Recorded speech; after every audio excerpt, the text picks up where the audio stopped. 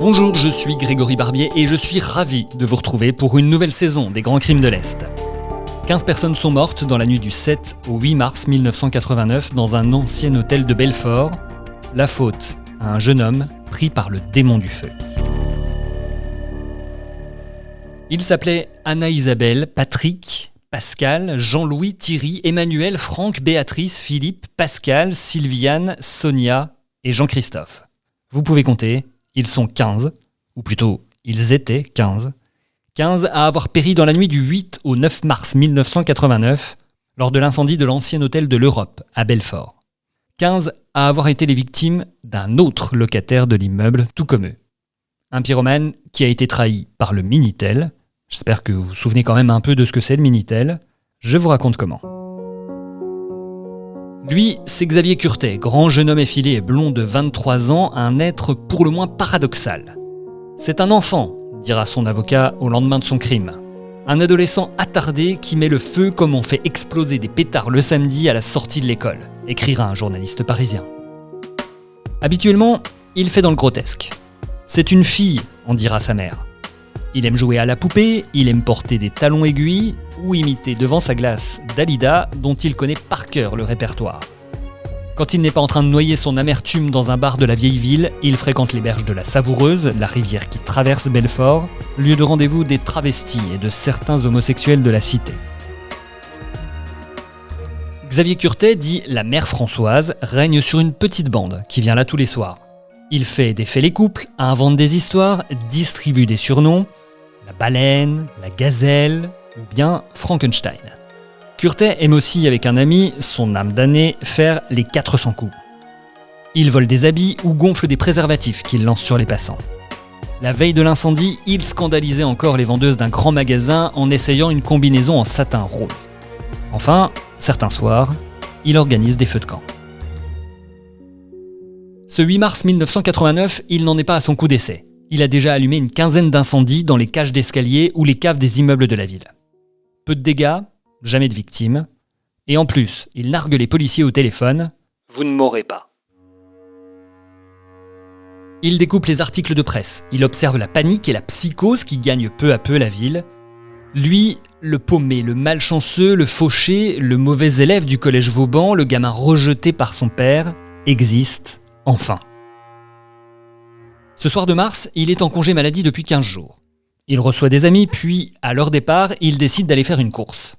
De retour, il met le feu à la poubelle de l'immeuble. Après quoi, il remonte dans son appartement, tranquillement, au 3e étage. Il ne sait pas encore qu'il vient de provoquer les flammes de l'enfer.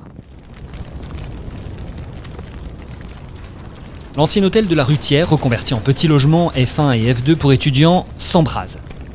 Le feu a très vite gagné les étages par l'unique escalier en bois et par les lambris. Un vrai piège. Les flammes et des gerbes de fumée noire obligent les occupants à se précipiter vers les fenêtres. Dans la rue, les pompiers les supplient de ne pas sauter. 4 locataires, pourtant, se jetteront dans le vide. 11 autres mourront asphyxiés. La plupart des victimes n'avaient pas 25 ans. La ville est en état de choc et elle réclame très vite la tête de l'incendiaire.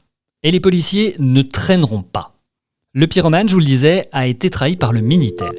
Une véritable passion. Xavier Curtet pianote en fait pendant des heures et ses factures sont si élevées que les PTT l'ont mis sous étroite surveillance.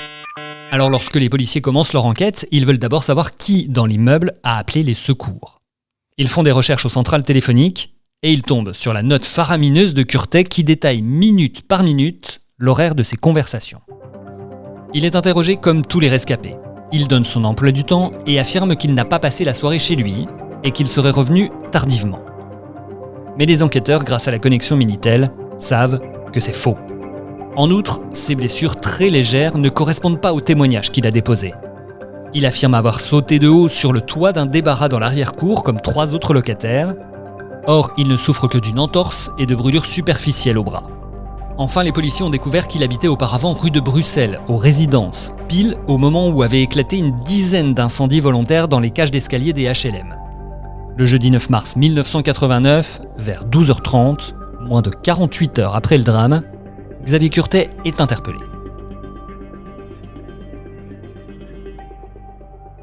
Placé en garde à vue, il craque. C'est moi, je ne sais pas pourquoi. Il avoue tout, avant de pleurer, parce que dans l'incendie, il a perdu un divan qu'il venait d'acheter. Un policier racontera ensuite cette garde à vue. J'ai envie de le prendre par les épaules et de le secouer et de l'amener à la morgue pour lui montrer les corps noirs comme du charbon. Curté ne se rend compte de rien. C'est un tas d'inconscience. Il réagit comme un gamin pris en train de voler des bonbons. En juin 1991, Xavier Curté est condamné par la cour d'assises de la Haute-Saône et du territoire de Belfort à la réclusion criminelle à perpétuité. L'Association des familles des victimes de l'incendie criminel de Belfort veille depuis à ce qu'il ne bénéficie pas d'une libération conditionnelle.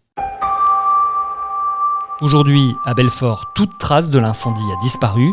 En lieu et place de l'ancien hôtel de l'Europe s'élève un nouvel immeuble.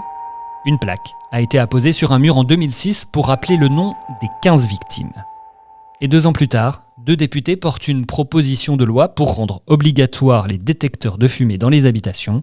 Parmi eux, le député du territoire de Belfort, Damien Meslot, rappelant le souvenir indélébile de l'incendie de l'ancien hôtel de l'Europe. Les flammes de l'enfer à l'hôtel de l'Europe à Belfort, c'est un texte de Jérôme Estrada et dans l'article associé à ce podcast, vous trouverez des images de ce gigantesque incendie. Le lien d'article est à retrouver dans la description du podcast et sinon, vous pouvez le retrouver aussi sur estrepublicain.fr, rubrique podcast. La prochaine fois, un autre drame qui a marqué la Franche-Comté, 14 morts et 8 blessés dans la petite commune de Luxiol en 1989. À dans 2 semaines.